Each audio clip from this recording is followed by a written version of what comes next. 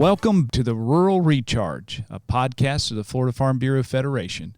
Rural Recharge is a guided conversation that allows you to cut through the noise and multitude of information out there. You should be able to trust your sources, which is why we're a platform that comes straight from the source, the farmers and ranchers growing what we eat, wear, and use every day.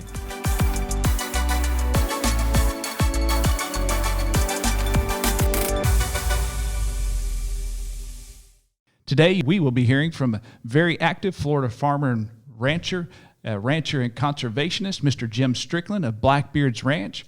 Earth Day is later this month, April 22nd, and the daily work Mr. Strickland does furthers the missions and goals that are celebrated on Earth Day, and we're looking forward to discussing it. Mr. Strickland is a man of diverse talents, a boundless experience, and a passion for his vocation. He is a steward of the land and of his livestock. Earth Day is every day for Mr. Strickland. Mr. Strickland, thank you for joining us today. And I just want to say thank you. It's a blessing to have you. You don't know how much it means to me to be here. And when I see you, President Smith, whenever I see you, I always try to remember to thank you for your service, for everything you do, for every commodity group that goes across our great state. Earth Day is a very special day. You've highlighted it here this morning. I also want to add it is extremely special to me because that was the day I was born. So Earth Day is truly a special day for many reasons, but it's also my birthday. So let's all celebrate on Earth Day. That'd be easy to remember now, that's for sure. Yeah. Well, very good. Tell us a little bit about yourself, other than that you were born on April 22nd. And so a little bit about yourself, about your ranch. Yeah. I've been very fortunate that through the history of the Stricklands that have come down here, and we've been here in Florida probably since about 1860, that everybody's been involved in agriculture. I wish I could say that I had gained great amounts of money and land and successes, and I haven't. What I can say that I've been truly blessed. Blessed on many different levels, that I get to associate with some of the best people in the world, the agriculturalists. So whether it's in Florida, across the United States, or even on a global platform, I have been very blessed in that. But I'm known as a cattleman. I operate a cow-calf, several cow-calf operations, one's in Ocala, and then several down in South Florida. I have also been very fortunate that I've had partners and mentors along the way, and to me, mentorship is a great place for all of our young farmers and ranchers to be affiliated with Farm Bureau or some organization where they can look at the people that are truly successes. On our operation, we have a great amount of love of the land, but also looking for future generations. It's nice to look and worry about what prices we're going to get for those cattle this year.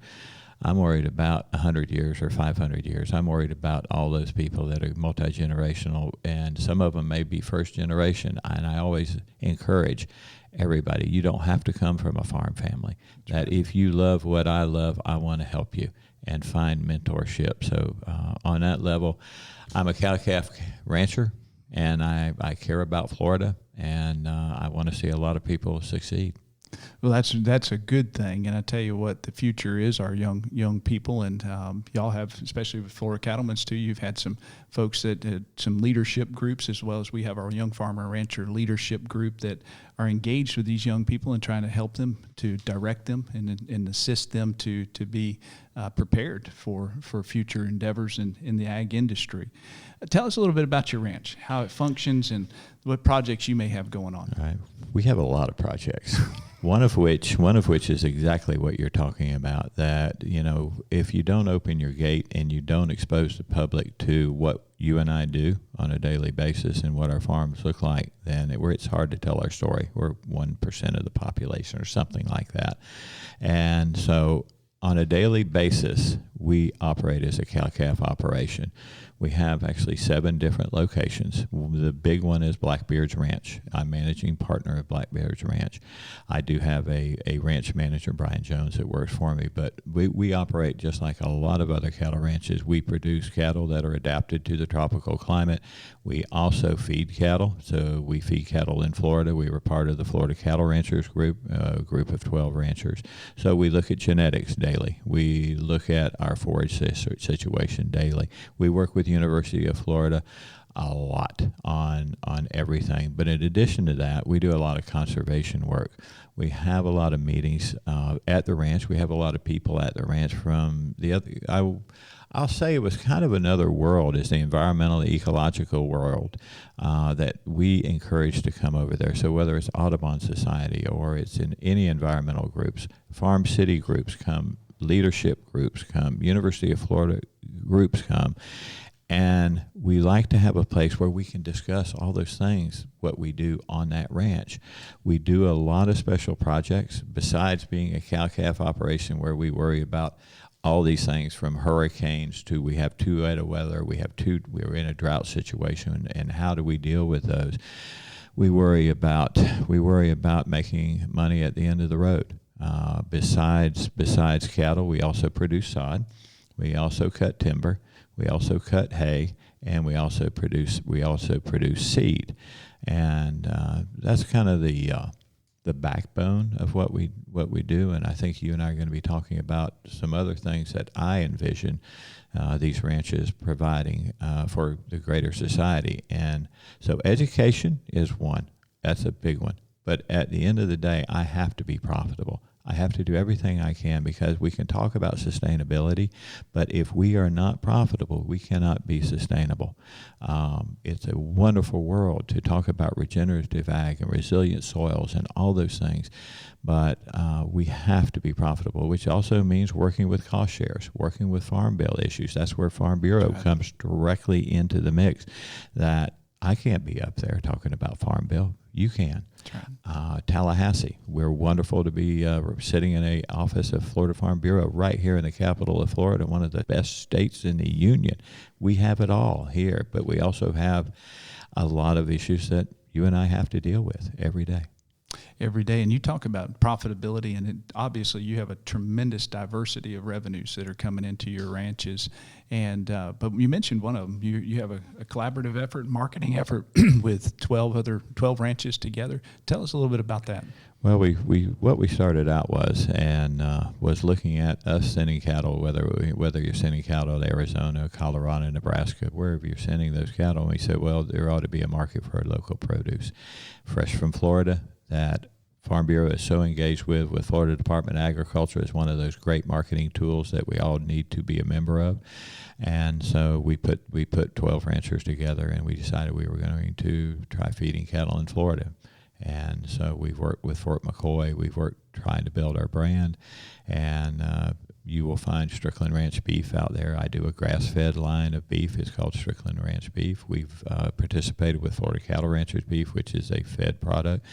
We're also, besides that, we're also in we went into pig business, being in the international shipping for a while of my life. We imported some hogs from Austria and Hungary, and some of the supposedly the Wagyu pork of the pork world, and so we also do that. We do a lot of various things. We're in the honey business. We are in the guava jelly business, but a lot of those little things add to our story and add to that collaboration with people. If I can tell, and all our folks that produce these food and fibers across Florida, they can tell their story with the products that they produce, and food lends itself for a great conversation about conservation. Sounds. I'd say it tastes really good, doesn't it? But it just, to me, I think it's so interesting that survivability today is diversification and definitely horizontally integrated as well as vertically integrated. You've done a lot, but that's from a business standpoint, but also from a conservation standpoint. You've been recognized for a lot of things that you've done. Education-wise, you won the Commissioner of Ag Environmental Leadership Award a few years ago for Blackbeard's Ranch, I believe it was, and Strickland's Ranch, and you have a CARES designation as well. And tell us a little bit about what receiving these recognitions means to you and what it took to build up your ranch to that point. It takes commitment, and it takes you taking our philosophy that our grandfathers and our fathers used on production agriculture, and then starting to morph into the trends and the new science of conservation. So getting a CARES award means a lot. Whenever you can put that sign on the front of your ranch, people that come in and out, you may not be selling your own products, but you're telling the story for those of us which do, because ultimately you sell your products. They go on the open market. So if those people with CARES awards that have done things right and they have visitors, they get recognition for doing things right, that does nothing but help all of us across agriculture. We have a lot of visitors. They show up and they ask about the CARES Award. It gives you an opportunity to talk about Florida Farm Bureau. The Commissioner of Agriculture's award was also, and I got it at a Farm Bureau meeting, and that meant a lot. It's almost a tearful thing for a bunch of tough cowboys to get an award like that. So I've been blessed. We got that award. Audubon Society, the bird group, has given me the Sustainable Rancher of the Year award, and we've got that hanging up. And in addition to that, with the help, and I think I need to really make sure that it's not me doing this, I got affiliated with Julie Morris, which is an ecologist and a conservationist, and we started a nonprofit to help other ranchers. But with her guidance and a lot of folks like her is where I really learned about conservation. It's a learning process to go from production ag to production ag and tell the story of conservation. But the next step is, how do we get recognized for those efforts that we do as ranchers and farmers for the greater society of 22 million people living in Florida and the rest of them that come. We won the NCBA Environmental Ranch of the Year, which means we were voted the best environmental ranch in the United States of America one year. That also then lends itself a lot of opportunities to tell our story. So winning those awards is great. But taking those awards, and I think this is where you're going, President, is taking those awards and becoming a spokesperson for your industry. And we're trying to work on that. And I reach out to a lot of those folks that in the conservation world to help me to frame the narrative of what we're doing for greater society. And that's it. And you mentioned earlier in the conversation that you leave the gate open.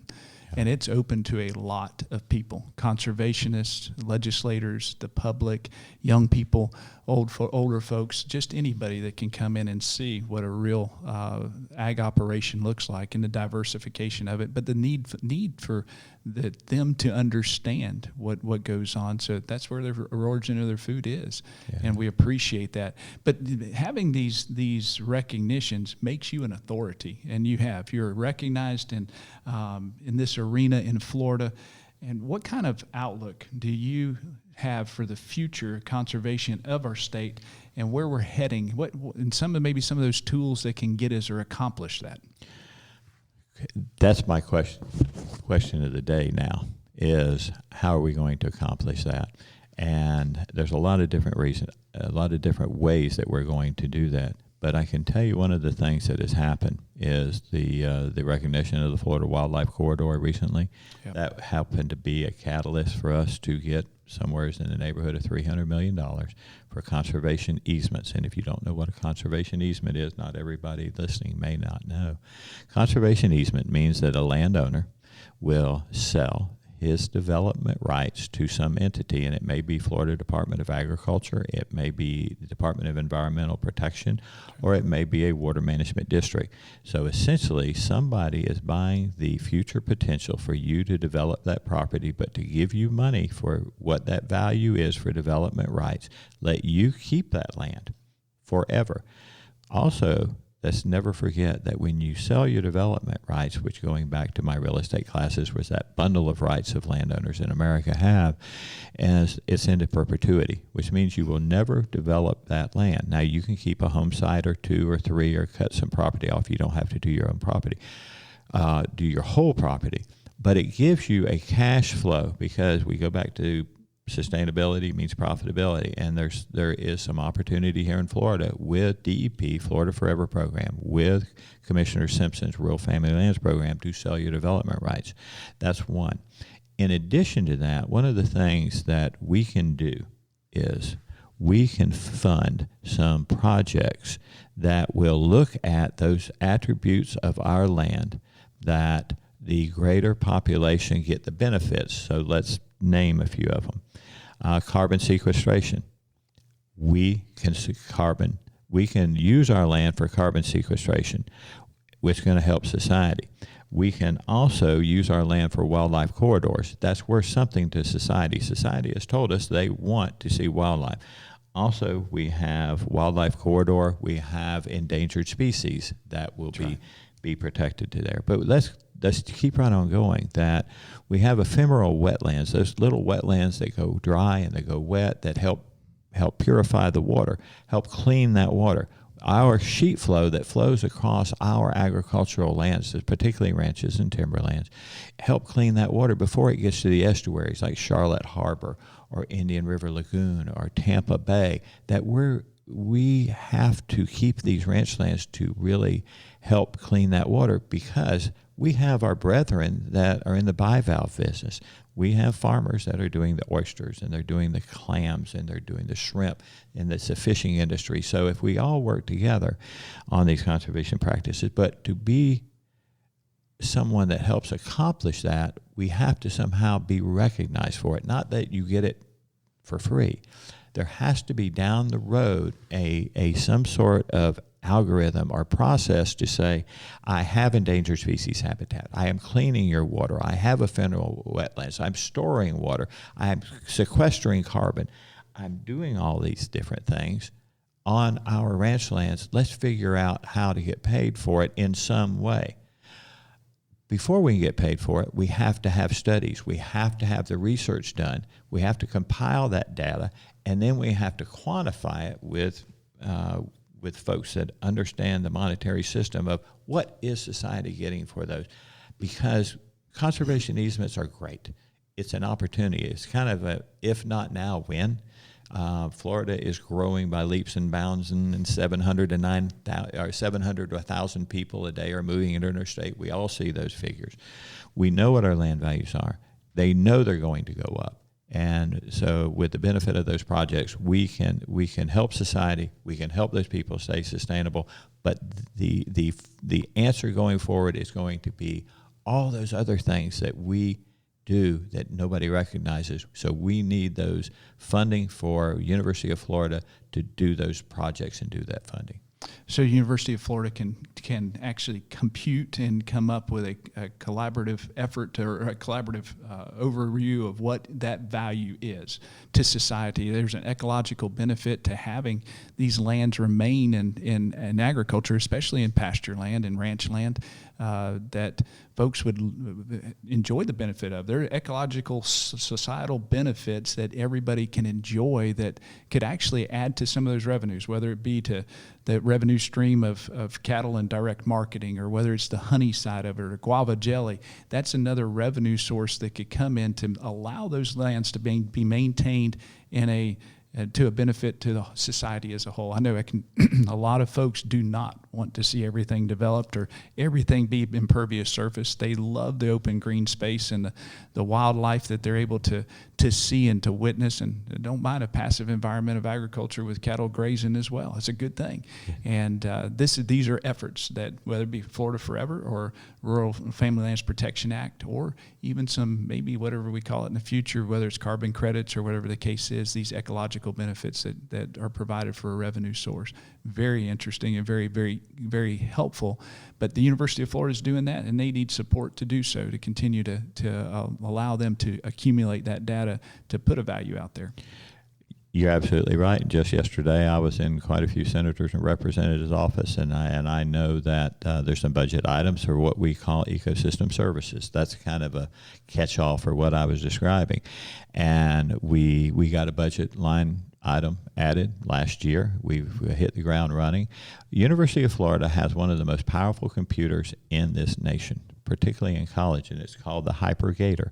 And we can now take, I love saying hypergator, and we can take all of that information that we're gleaning from artificial intelligence. So that is going to be the next great thing for us as artificial intelligence, to where we can take that. We'll be able to know in a wildlife corridor by facial recognition of how many deer, gopher tortoise, panthers crossed across that game camera at some point. Artificial intelligence. Right now, we're in the throes of putting 2,000 acres under invisible fencing, which means by the click of a button on a click of a mouse on our computer, we'll be able to change fencing every day of where we want to rotate cattle. Now, it won't meet the Florida fence law for exterior fencing, but our perimeter fencing. So we've got a grant from NRCS right now. We'll be the first one in the southeastern United States to do that. And we want to show an example of, not only are we not putting a lot of fences through wetlands and different things, we're looking to the future, sure, that we'll be able to have maybe a little freer movement of wildlife through these wildlife corridors that we talk about. I'm not saying fences are bad. We have to have them. They're good. What I'm saying is we as agriculturalists have to look continually to the future for new research, new projects. And University of Florida, scattered out across Florida with all the folks they have, let's utilize them. Let's fund them. And let's take that data. We've got a Farms to Bay program where we look at nutritional runoff at farms, ranches. As it goes down to the bays, we collect that data, trying to identify how can we do things better. It's amazing what technology there is, and I think a lot of people don't understand or know that some of that's out there. And thank you for sharing that with us today, because that is very enlightening. Likewise, there are some things that folks are having in regard to. I think there's a struggle, folks, associating agriculture and conservation. And what would you say to those that would seem unsure about the intersection of agriculture and conservation together? That is a great question. It's one that we really work on. That is trying to be able to tell that story.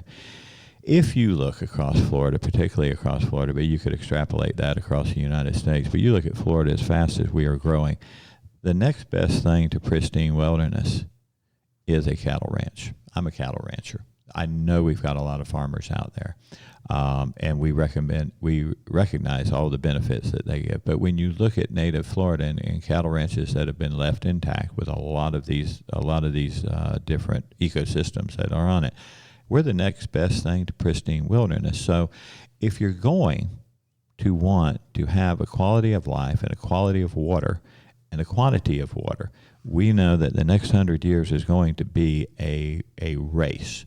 And it's a race to put in homes. It's a race to supply water to those homes. It's a race to supply those fishing trips that they came to Florida for. We're going to have to utilize our lands as conservation. They've always been part of conservation. We can't just look at a state park, a local park, or a federal park and saying that's conservation lands.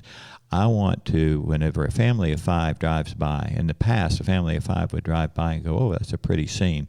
Look at the cows. I want them to stop, in a family of 5, I want that kid in the back that's 14 years old be able to say, man, that's a pretty scene. Here's why.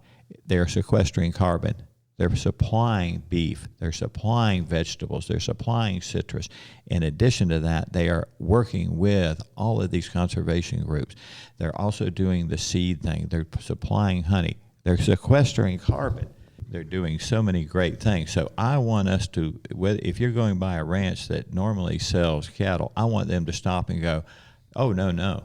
Cattle are only one thing that right. ranch supplies. Look at all the things that you do not see that they are supplying to make our life better. I need that. We need that as Floridian agriculturalists. And that's one thing, especially about about the Rural Family Lands Protection Act. It's working lands that are going to be preserved. They're engaged in a productive part of society, but also a preservation, that conservation side of things as well, that have great value, but also continue to be overseen and taken care of. That environment's taken care of. The invasives are going to be taken care of as well, that are very, very important. That sometimes when we just have a land acquisition by the state or by government, that's not taken care of. Is that correct? Absolutely correct. I mean, a lot of studies have been done, and that's your tax money. Let's never forget that's your tax money to buy conservation easements. And we may be reaching a group that are non-agricultural, and I want you to know you're also a landowner. You own those parks, and by contributing your tax money to buy these conservation easements, we're trying to make your life better. We're trying to serve the community better. So I think you need to embrace as agriculturalists conservation easements, but as population, I think that the communication that we've had with these different entities, they want to conserve this land, and we're going to try to do our best to conserve it. It will stay on the tax rolls. We will continue to provide food and fiber to the nation and internationally, and at the same point, we're going to save those endangered species, give you better water. That the next best thing to pristine wilderness is an agricultural operation. Let's try to fund those and try to keep those farms in business. Sounds like a winner to all, doesn't it? It's a winner to everybody. Mr. Strickland, as a full-time rancher, you spend a lot of time interacting with other farmers and ranchers across the state and around the nation. What is the biggest challenge producers are facing today? Telling our story. That was pretty quick. Is telling our story. How do we convince somebody that buying local is better?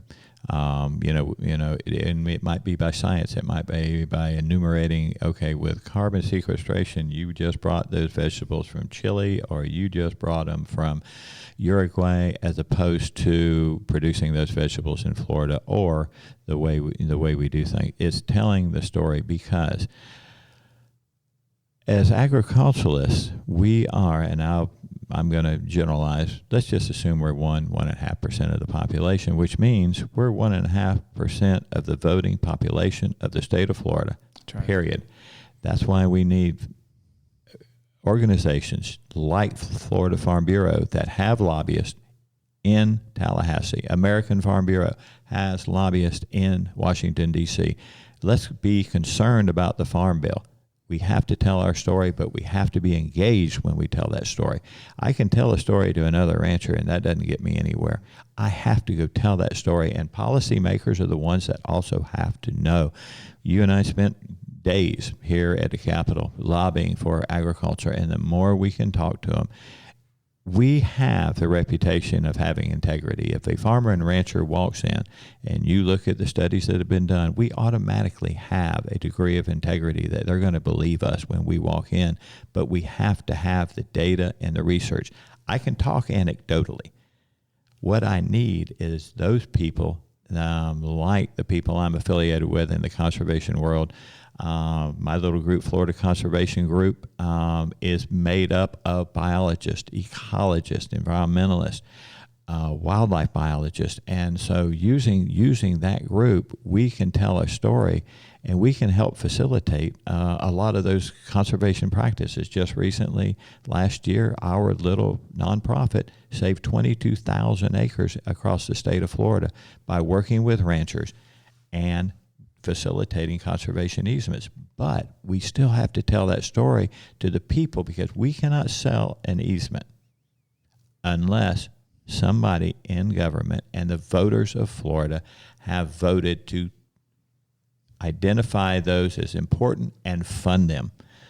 Money doesn't fall out of the sky. It comes from the people. And so telling our story helps us to get more things to keep us sustainable into the future, not just for us, but for the future generations that are not on the farm like you and I are. So it's not just keeping the gate open for people to come in, but you've got to go out and tell that story. And we've been challenged with that, haven't we? I mean, especially as producers. We have. I can speak directly to ranchers. Ranchers are, we're usually very quiet, and we're very independent. And and because of the vast landscapes we're on, we don't interact with a tremendous amount of people every day as a farming operation does. Mechanics and field people and fertilizer reps and all those different things. So we're very independent. So these awards that we're talking about help bring us out of our shell a little bit, and I think it's great to identify those folks that are open to gate, talk to everybody they can. A lot of times, though, I think too that some of our ranchers and farmers are humble, and they think it's braggadocious to boast about what they have done, and but it's so important for that story to be told that it really isn't bragging. It's really just telling the story so that folks are educated, so that they do understand what's happening behind that fence, behind that gate, and behind that tractor seat, and behind the steering wheel in a tractor seat. It's a tremendous need that we've done a very poor job of, but folks like yourself have been out and about, and we're grateful for that because it is a needful thing to do for the sustainability of something that I think everybody in our listening audience, but statewide and nationwide, feel are imperative to have. Great point.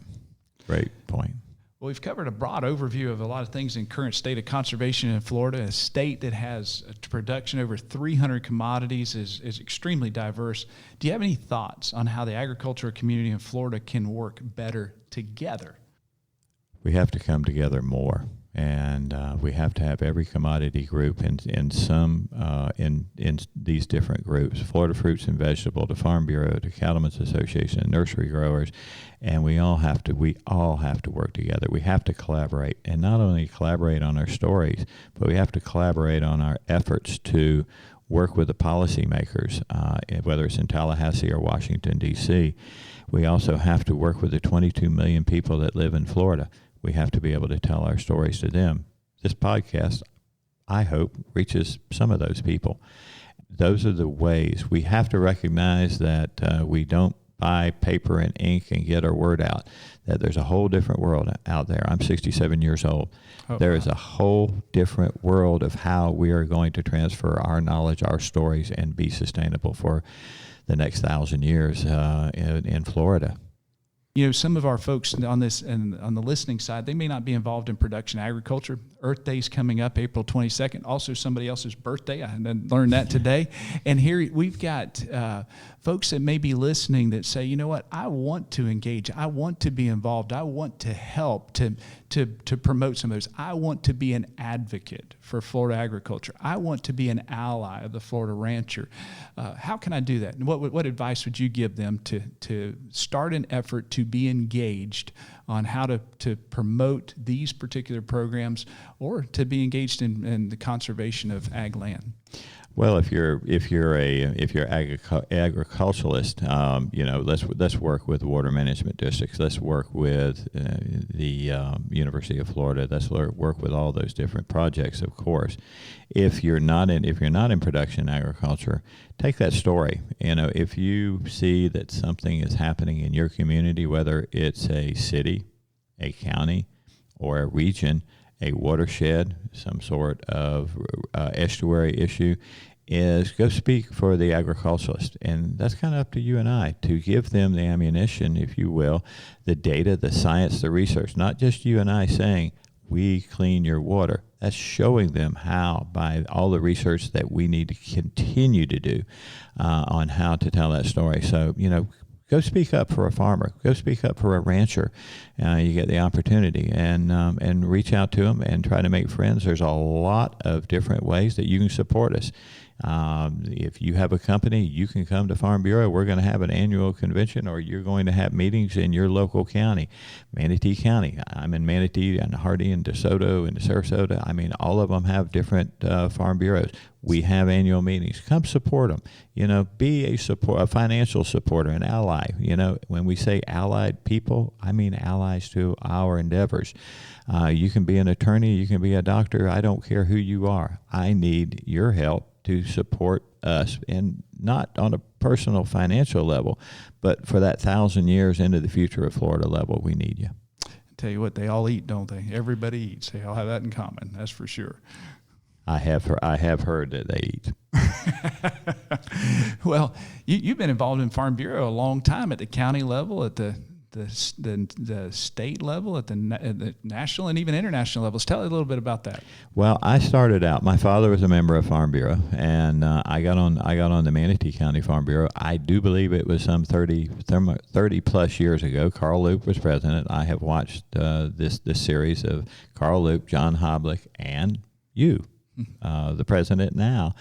And I again want to thank you for your service. My son's a soldier. He's in the Army, and people tell him, I want to tell those people that represent me while I'm on the farm, thank you for your service. And there's a lot of folks out there that have the ability to step up too and help us. So from Manatee County Farm Bureau, of course, then I started getting involved and chaired an international trade committee. I've sat on the beef advisory committee for Florida Farm Bureau. President John Hoblick appointed me to a new think tank on international trade at the time. At the time, I was shipping animals. We had Strickland Ranch and Exports, and we shipped cattle to Pakistan, Uruguay, Ecuador, Peru, nearly every country in cattle, horses, sheep, and goats, and farm machinery, to Guyana, to China, to a lot of different places. I'm not in that business today. I do consult a little bit on international trade, but the American Farm Bureau that I was appointed to by Florida Farm Bureau, we traveled to Washington. We went to a lot of ports.